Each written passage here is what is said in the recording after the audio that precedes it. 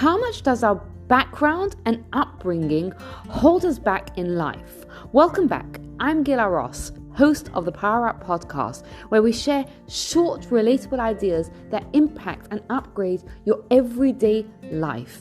And in this series, Torah for Today, we share a relevant wisdom from the Torah portion of the week. This episode is sponsored by OK Clarity. OK Clarity is the place for any Jew to find a top-notch therapist, psychiatrist, coach, or nutritionist. All their professionals are vetted and have extensive experience working with the Jewish community. Yes, you can even find me there. So if you're looking for a therapist, a coach, a nutritionist, a psychiatrist, check them out. If you don't find what you're looking for, they have a service where you complete a short form and they will personally match you. Their WhatsApp status puts out great content. Check the show notes for how to follow them.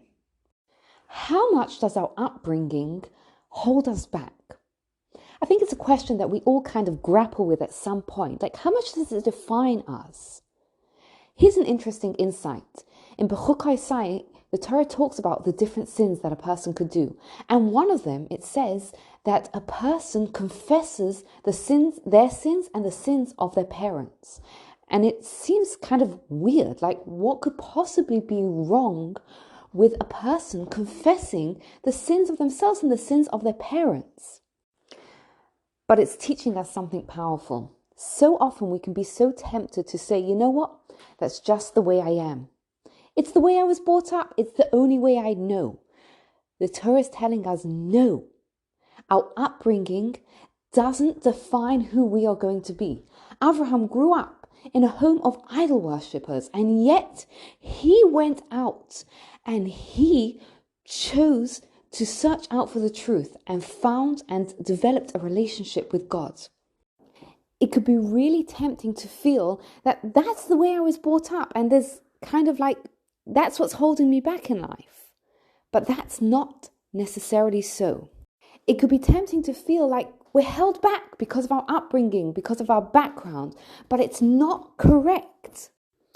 To illustrate this, I'm going to share with you a couple of stories of ordinary people who I think are really extraordinary. There's someone I know who's a parent who grew up in a very, I would say, even traumatic home. And yet they became the parent to their children that they never had.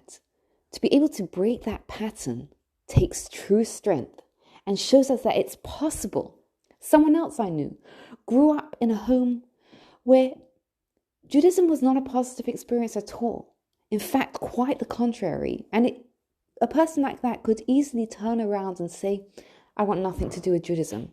And yet they took the time, the strength to say, I'm going to find my own place in Judaism. I'm going to define my own relationship with God and Judaism.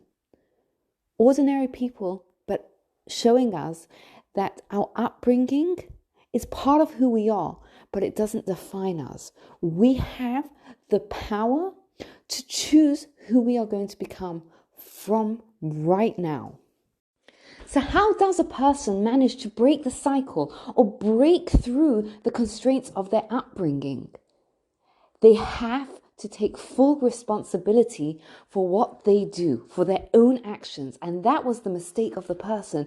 They said, look, I am the way I am because that's the way my father was, or that's the way I was brought up. No, while we can recognize and understand the impact of our upbringing and background, we have to take responsibility and realize that now I get to choose. Now I get to decide the type of life that I want to live and the path that I'm going to take in my life. And that's how you break through the limitations of your upbringing and background.